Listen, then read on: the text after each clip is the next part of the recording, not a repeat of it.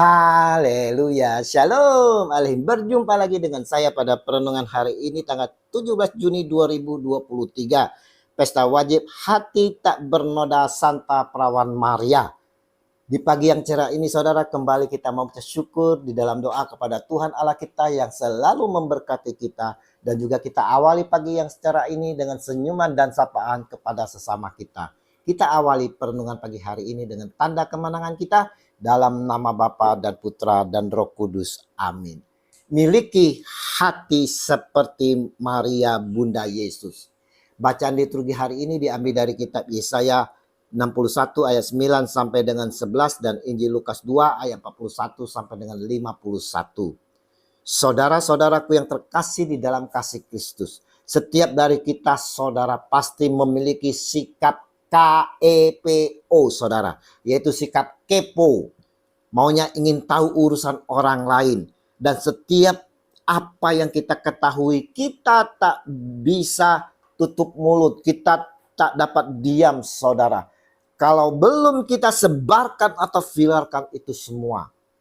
Sudah dikatakan dari sumbernya bahwa ini hanya kita saja yang tahu ya. Jangan disampaikan orang lain. Ini rahasia. Tapi saudara, kita tak dapat menyimpan rahasia saudara. Kita tetap sebarkan, kita viralkan. Injil hari ini menceritakan perjalanan rohani keluarga Nazaret. Ketika Yesus telah berumur 12 tahun, pergilah mereka ke Yerusalem seperti yang lazim pada hari raya itu. Sehabis hari-hari perayaan itu, ketika mereka berjalan pulang, tinggallah Yesus di Yerusalem tanpa diketahui orang tuanya. Karena mereka menyangka bahwa ia ada di antara orang-orang seperjalanan mereka. Berjalanlah mereka sehari seperjalanan jauhnya, lalu mencari dia di antara kaum keluarga dan kenalan mereka. Karena mereka tidak menemukan dia. Kembalilah mereka ke Yerusalem sambil terus mencari dia. Lukas 2 ayat 42 sampai dengan 45. Ternyata saudara, orang tua Tuhan Yesus kehilangan anaknya yang dikasih ini. Saya dapat membayangkan bagaimana kepanikan dari kedua orang tua juga para kerabatnya saudara. Karena Yesus masih kecil, baru berusia 12 tahun saudara. Mereka pun kembali ke Yerusalem untuk mencari Yesus. Sesudah 3 hari mereka menemukan dia di dalam bait Allah. Ia sedang duduk di tengah-tengah alim ulama sambil mendengarkan mereka dan mengajukan pertanyaan-pertanyaan kepada mereka. Dan semua orang yang mendengar dia sangat heran akan kecerdasannya dan segala jawab yang diberikannya. Dan ketika orang tuanya melihat dia, tercenganglah mereka, lalu kata ibunya kepadanya, "Nah, mengapakah engkau berbuat demikian terhadap kami? Bapamu dan aku dengan cemas mencari engkau." Jawabnya kepada mereka, "Mengapa kamu mencari aku? Tidakkah kamu tahu bahwa aku harus berada di dalam rumah Bapakku?" Tetapi mereka tidak mengerti apa yang dikatakannya kepada mereka. Lalu ia pulang bersama-sama mereka ke Nazaret dan ia tetap hidup dalam asuhan mereka. Dan ibunya menyimpan semua perkara itu di dalam hatinya. Lukas 2 ayat 46 sampai dengan 51. Saudaraku yang terkasih, kata kunci dari Injil hari ini yang mana bertepatan Gereja Katolik merayakan pesta wajib hati tak bernoda Santa Perawan Maria, yaitu dan ibunya menyimpan semua perkara itu di dalam hatinya. Lukas 2 ayat 51. Saudaraku yang terkasih, bagaimana dengan kita sebagai orang tua jika mengalami seperti Maria Bunda Yesus kehilangan anaknya saudara? Bagaimana sikap kita saat anak kita bicara seperti Yesus saudara? Tentu saudara, kita sebagai orang tua sedikit emosi, kesal, dan mungkin juga kita menceritakan kepada kerabat, sanak famili dan kenalan bagaimana dapat berjumpa kembali dengan anak kita yang hilang itu. Dan ini wajar-wajar saja, saudara. Sebagai ucapan syukur kita, saudara. Tetapi, saudara, kita melihat bagaimana sikap Bunda Yesus.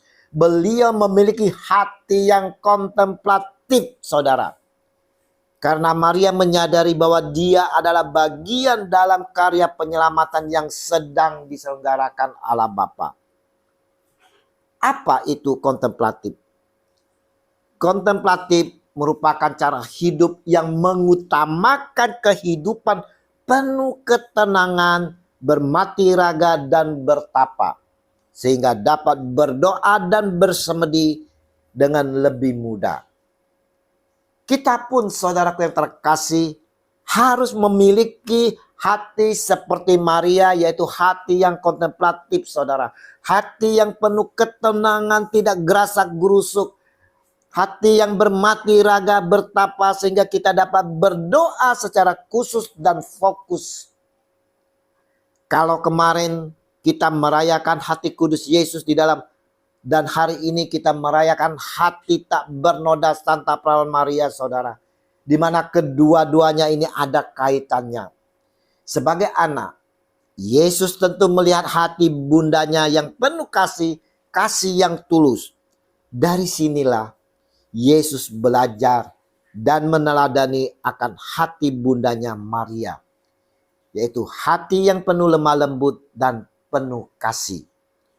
Maka saudaraku yang terkasih, kita pun percaya dan sangat percaya, sungguh percaya bahwa Allah Bapa dan Yesus Kristus Sang Putra dalam Roh Kudus telah menguduskan hati Maria. Saya ulang, saudara.